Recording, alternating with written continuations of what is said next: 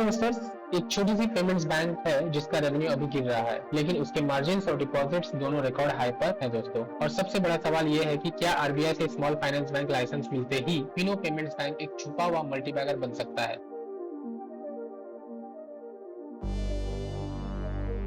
आज के वीडियो में हम इसी के बारे में बात करने वाले हैं। फिनो पेमेंट्स बैंक का नेटवर्क इंडिया के हर कोने तक पहुंच चुका है। 1.6 करोड़ का कस्टमर बेस है, 20 लाख आउटलेट्स हैं और 97% पिन कोड्स कवर हो चुके हैं दोस्तों। इस बैंक ने 23 कंसेक्यूटिव प्रॉफिटेबल क्वार्टर्स डिलीवर किए हैं, जो पेमेंट्स बैंक सेगमेंट में एक रेयर अचीवमेंट है। लेकिन कंपनी अब अपना बिजनेस मॉडल बदल रही है। फिनो अब ट्रांजेक्शन बेस्ड इनकम पर डिपेंड नहीं रहना चाहती। कंपनी का पूरा फोकस शिफ्ट हो गया है कस्टमर ओनरशिप और डिजिटल पेमेंट्स पर। पहले फिनो की इनकम आती थी डीएमटी, एईपीएस और माइक्रो एटीएम जैसे ट्रांजैक्शन सेगमेंट से।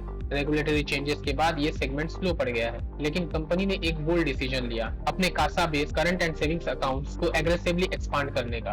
और रिजल्ट भी क्लियरली दिखा रहा है दोस्तों कि एवरेज डिपॉजिट 36% से 2306 करोड़ तक पहुंच गया है और कॉस्ट ऑफ फंड सिर्फ 1.9% है, जो पूरे बैंकिंग सेक्टर में सबसे कॉम्पिटिटिव लेवल्स पर है। कासा रिन्यूएबल इनकम भी 36% बढ़कर 62 करोड़ तक पहुंच गई है, जो एक स्ट्रॉन्ग साइन है कस्टमर स्टिकीनेस का। इसका मतलब यही है दोस्तों कि फिनो के कस्टमर सिर्फ नए अकाउंट्स ओपन नहीं कर रहे हैं, बल्कि अपना रिलेशनशिप रिन्यू भी कर रहे हैं, यानी recurring annuity type income create हो रही है। अब चलते हैं सबसे बड़े ट्रिगर पर, small finance bank license. Fino ने कंफर्म किया है कि आरबीआई इवैल्यूएशन प्रोसेस अभी प्रोग्रेस में है। अगर ये लाइसेंस मिल जाता है तो फिनो बैंक्स अपना लेंडिंग बिजनेस स्टार्ट कर सकता है। इसका मतलब है कि कंपनी सिर्फ ट्रांजैक्शन और डिपॉजिट तक सीमित नहीं रहेगी, बल्कि loans, MSME finance, micro credit और गोल्ड लोन जैसे प्रोडक्ट्स ऑफर कर सकती है। जब एक बैंक लेंडिंग स्टार्ट करती है दोस्तों, तो उसका net interest margin needs automatically बढ़ते हैं और रेवेन्यू पोटेंशियल 2 to 3x तक एक्सपांड हो जाता है। यही मॉडल हमने एयू स्मॉल फाइनेंस बैंक और उज्जीवन स्मॉल फाइनेंस बैंक के केस में भी देखा था। जब उन्होंने पेमेंट से स्मॉल फाइनेंस ट्रांजिशन किया तो उनके प्रॉफिट्स मल्टीपल टाइम्स बढ़े और वैल्यूएशन भी रीरेट हो गई। फिनो के लिए नेक्स्ट ग्रोथ इंजन है उसका डिजिटल प्लेटफॉर्म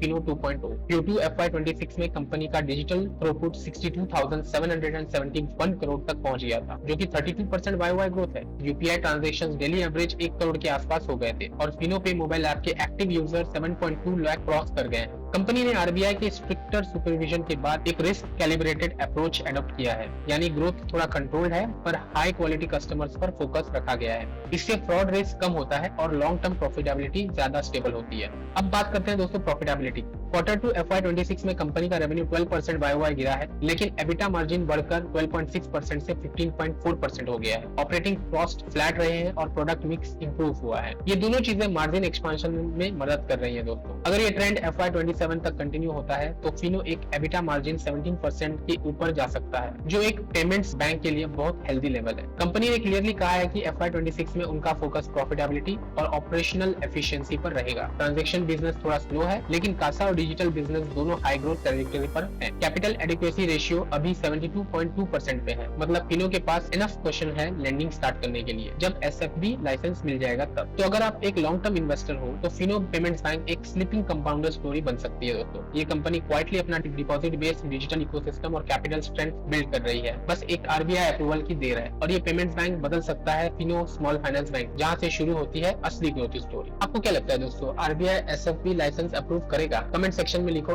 फिनो 2.0 अगर आप भी इस ट्रिगर का वेट कर रहे हो तो। दोस्तों अब आगे बढ़ते हैं और देखते हैं इसका टेक्निकल चार्ट। क्या ये स्टॉक के सपोर्ट एंड रेजिस्टेंस लेवल्स है और कहां तक ये स्टॉक जा सकता है। मार्केट्स में कुछ स्टॉक्स होते हैं दोस्तों जो हाइप में नहीं रहते, लेकिन क्वाइटली एक स्ट्रॉन्ग बेस बना रहे होते हैं। फिनो पेमेंट्स बैंक अभी एग्जैक्टली उसी फेज में है। रिजल्ट्स काफी मॉडरेट आए, ना बहुत अच्छे ना बहुत बुरे। थोड़ा बहुत जो ईपीएस है उसमें हमें ड्रॉप भी देखने को मिला, बट प्राइस एक्शन कुछ अलग ही स्टोरी कह रहा है। तो चलो समझते हैं कि फिनो के चार्ट में एक्चुअली क्या हो रहा है और क्या ये एक लॉन्ग टर्म एक्यूमुलेशन का परफेक्ट स्टेज बन सकता है।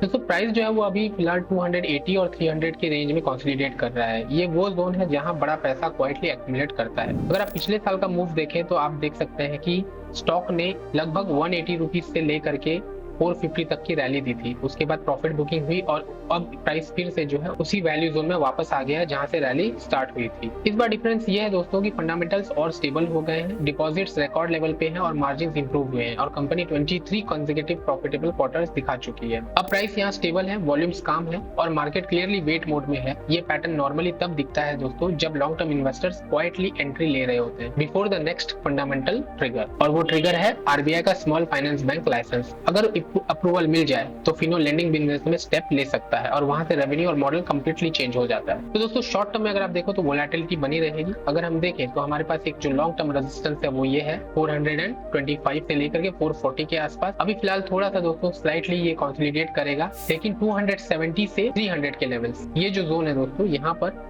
काफी अच्छा एक्यूमुलेशन का एक फेज बन सकता है।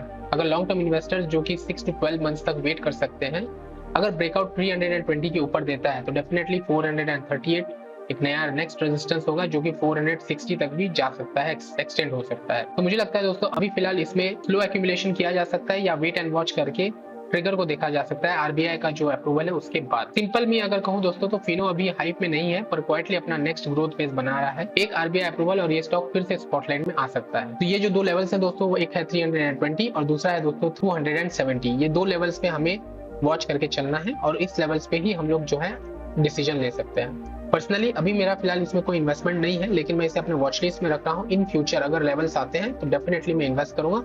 मैं अपने इंस्टाग्राम और टेलीग्राम के चैनल्स पर इसके बारे में जरूर इन्फॉर्मेशन दूंगा अगर मैं इस स्टॉक में इन्वेस्ट कर रहा हूँ दोस्तों। तो अगर आपको ये दोस्तों एनालिसिस पसंद आया है तो वीडियो को लाइक करिए, शेयर करिए और चैनल को सब्सक्राइब करना मत भूलिए ऐसे ही कुछ फाइनेंशियली डीप एनालिसिस के लिए। तो दोस्तों आज के इस वीडियो में इतना ही। Thank you very much. Happy investing.